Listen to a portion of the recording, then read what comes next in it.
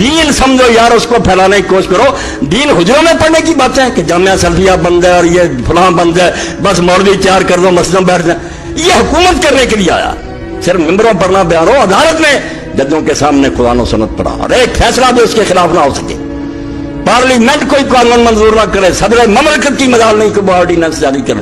وہ خدا حکومت کرے. خدا کے لیے یہ مدرسے جانا، یہ یا دین پڑھائیں یا مذہب کی کوئی ضرورت نہیں. نماز روزے جانا یہ ہوتے رہیں گے، یہ بھی ختم ہو جائے، کچھ نہیں بگڑ. دین قائم کرو کہ جہاں ہر شخص جو ہے وہ انشورڈ ہو، کسی کو انشورنس کی ضرورت نہ پڑے. اگر امیر ہو تو بیت المال کو پریمیم دو، حصہ دو، زکات و رشد. غریب ہو جاؤ گے تمہیں کیا فکر کہ کل کیا بنے گا؟ تمہارے قرضے بیت المال اتارے گا، تمہاری بچیاں پڑھائے گا. کیا اسلامی حکومت میں کسی کو پریشان ہونے کی بات؟ اس کو قائم کرو. خدا کے بندو دین، ورنہ پڑھ رہے انگریز آ گئے، دوسرے آ گئے، نمازیں پڑھو، تبلیغیں کرو. کسی کے ذہن میں وہ بات نہیں کہ یہ مذہب ہے. دین کے تصور سے خالی ہو کر تو مذہب کی باتیں کرتے، پوجا پاٹ کی، کہ چند اخلاقیات اپنا رہو، پوجا پاٹ کرو. لعنت دے جو ایسے مذہب پر. دین ان کو مٹانے کے لیے آیا، وہ دین نافذ کرنا چاہتا جس میں ہر شعبہ زندگی خدا کے دین کے تحت. اور نماز کو اتنا کیجول بنا لیا انہوں نے. صحیح مسلم کے اندر حدیث ہے، آپ صلی اللہ علیہ وآلہ وسلم نے فرمایا بندے کے کفر اور اسلام کے درمیان فرق ہی نماز ہے.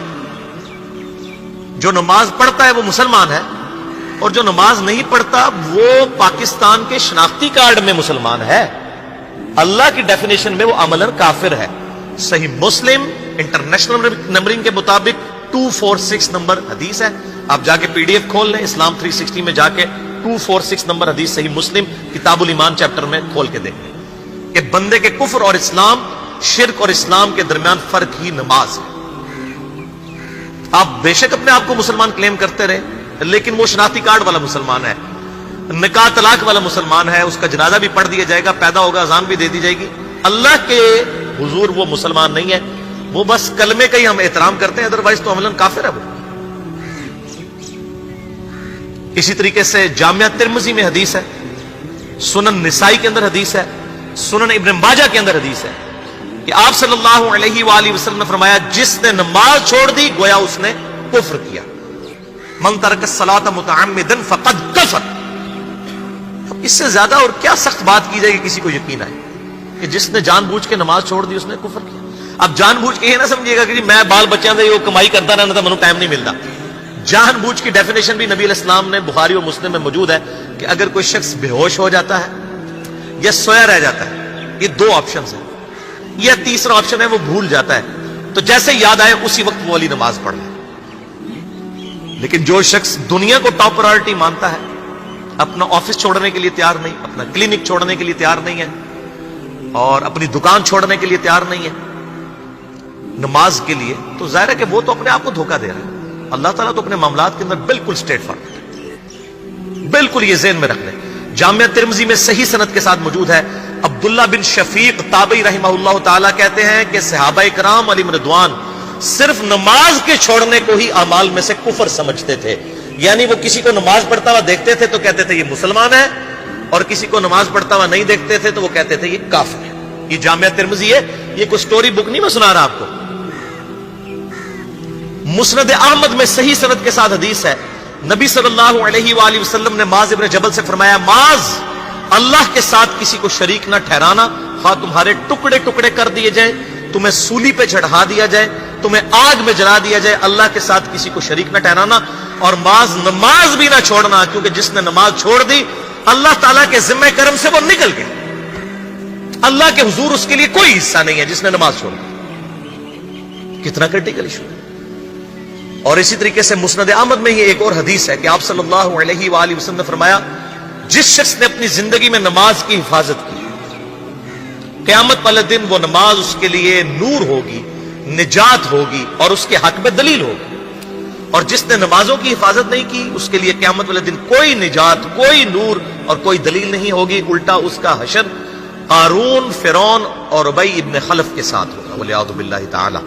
یہاں تو ہم کہہ دیتے ہیں یا اللہ جو کچھ بھی ہے تیرے محبوب کی امت سے ہے، یعنی یا اللہ ہم نے تو اپنی اصلاح کوئی نہیں کرنی، ہمیں اسی طریقے سے ہی قبول کر لیں والعیاذ باللہ تعالی.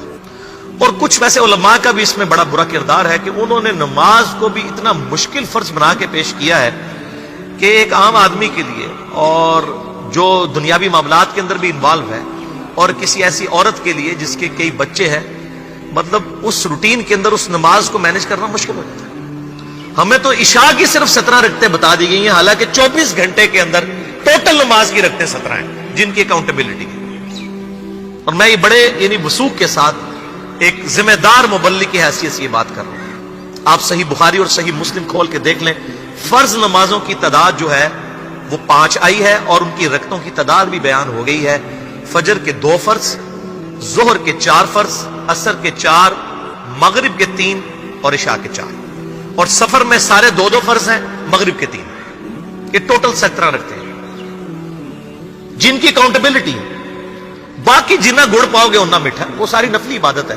وہ بخاری اور مسلم دونوں میں حدیث ہے، جس نے فرض کے علاوہ 12 رکعتوں میں استقامت کی، اور وہ 12 رکعتیں آپ صلی اللہ علیہ وآلہ وسلم نے پڑھ کے بھی بتائیں۔ اور امہات المومنین میں سے سیدہ عائشہ نے، سیدہ ام سلمہ نے، سیدہ ام حبیبہ رضی اللہ عنہن نے روایت بھی کی کہ 2 فجر سے پہلے، 4 ظہر سے پہلے، 2 ظہر کے بعد، 2 مغرب کے بعد، 2 عشاء کے بعد، یہ 12 سنتیں موقدہ۔ جس نے یہ پڑھی اسے جنت میں محل ملے گا۔ اگر کوئی نہیں پڑھتا تو گناہگاری والا معاملہ کوئی نہیں ہے۔ اسی طریقے سے اس کے علاوہ ایک اور وطر کی نماز ہے جو سنت موقدہ ہے۔ وہ سیدنا مولا علی رضی اللہ تعالیٰ عنہ علیہ السلام کا قول ہے کہ وطر سنت ہے، سنت ہے، سنت ہے، مگر اسے مت چھوڑو۔ ہے سنت ہے لیکن تاکیدی ہے۔ آپ صلی اللہ علیہ وآلہ وسلم نے سفر میں بھی وطر اور فجر کی 2 سنتیں پڑھی ہیں، لیکن یہ صرف افضلیت کے اعتبار سے تاکیدی ہیں، ان کی کاؤنٹیبلٹی کوئی نہیں ہے۔ البتہ یہ ضرور ہے، سنن ابی داؤد میں ایک حدیث ہے کہ جس کی قیامت والے دن فرضوں میں کوتاہی نکل آئے گی تو اللہ تعالیٰ فرمائے گا میرے بندوں کی جو نفلی اور سنت عبادت ہے اس کو تول لو اور فرضوں کے ایکویلنٹ قبول کر لو۔ تو آپ اگر سنتیں پڑھیں گے تو اس کے ایکویلنٹ نفلوں کی کوتاہی پوری ہو جائے گی، ادروائز اکاؤنٹیبلٹی اس کی کوئی نہیں ہے۔ یہ ذہن میں رکھیے گا۔ صحیح بخاری اور مسلم دونوں میں حدیث موجود ہے، ایک صحابی آئے، انہوں نے کہا یا رسول اللہ صلی اللہ علیہ وآلہ وسلم، میں جنت میں جانا چاہتا ہوں، مجھے کوئی شارٹ کٹ بتا دیں۔ آپ صلی اللہ علیہ وآلہ وسلم نے فرمایا اسلام لانے کے بعد نماز، فرض نماز کو قائم رکھ، پھر فرمایا فرض زکوٰۃ ادا کر، فرض روزے دے، روزے جو ہیں وہ ان کو ادا کر اور روزے رکھ۔ حج اس وقت فرض نہیں ہوا تھا، وہ زندگی میں ایک بار ہے۔ تو اس نے کہا یا رسول اللہ صلی اللہ علیہ وآلہ وسلم، جتنا آپ نے مجھے بتایا نہ میں اس میں ایڈ کروں گا نہ اس میں سے کوئی چیز مائنس کروں گا۔ اور یہ کہہ کے وہ چلا گیا۔ آپ صلی اللہ علیہ وآلہ وسلم نے فرمایا اگر کسی نے کسی جنتی شخص کو دیکھنا ہے تو اس کو دیکھ لو، جو یہ کہہ کے گیا کہ میں فرض نماز سے زیادہ کوئی نماز نہیں پڑھوں گا، صرف فرض روزہ ہی رکھوں گا، فرض زکوٰۃ ہی دوں گا۔ اب روزہ اور زکوٰۃ میں تو ہمارے علماء کو اور عام پبلک کو بھی جو دیندار لوگ ہیں ان کو ہضم ہوتی ہے کہ کوئی شخص یہ نہیں کہتا کہ بھئی پیر اور جمعرات کا روزہ، صحیح مسلم میں حدیث ہے کہ آپ صلی اللہ علیہ وآلہ وسلم کے نفلی روزوں کی یہ روٹین تھی۔ کوئی آپ کو یہ نہیں کہے گا کہ جس نے جمعرات اور پیر کا روزہ نہ رکھا اس کے رمضان کے روزے ہی قبول نہیں ہوں گے، کوئی کہتا ہے؟ کیونکہ ان کو پتہ وہ نفلی ہے۔ اسی طریقے سے زکوٰۃ تو صرف 2.5% ہے نا، باقی تو نفلی صدقات ہیں جتنے مرضی دیں۔ کوئی شخص نہیں کہتا کہ نفلی صدقہ نہ دیا تو آپ کی زکوٰۃ بھی قبول نہیں ہوگی، الٹا یہ کہتے ہیں وہ بس جی زکوٰۃ دے لو تو باقی سارا مال پاک ہے۔ لیکن جب فرض نماز کی باری آتی ہے تو اس وقت وہ 12 رکھتے ہیں بھی سنت موقدہ بیچ میں گھسیٹ دیتے ہیں، وہ بھی صرف فضیلت ہے۔ ٹوٹل 17 رکھتے ہیں، 2 فجر کی، 4 ظہر، 4 عصر، 3 مغرب، 4 عشاء۔ یہ میں کو اپنے لیے گراؤنڈ نہیں بنا رہا، میں تو الحمدللہ اس کے علاوہ بھی نفلی عبادت کرتا ہوں، لیکن میں بتا رہا ہوں خدا کے لیے لوگوں کو دین ایسا مشکل نہ پیش کریں کہ جو نبی علیہ السلام نے امت کو وہ دین نہیں دیا ہوا، اپنی مرضی سے انجیکٹ نہ کریں دین، لوگوں کے لیے مشکلات نہ کھڑی کریں، ان کو فرض نماز تک رکھیں۔ پھر انشاءاللہ کئی لوگوں کو میں نے اس نے نماز شروع کروائی، انہوں نے سنت نماز بھی، نوافل بھی شروع کر دی ہیں، لیکن آپ کم از کم وہ ڈیٹم لیول تو اچیو کروائیں لوگوں کا۔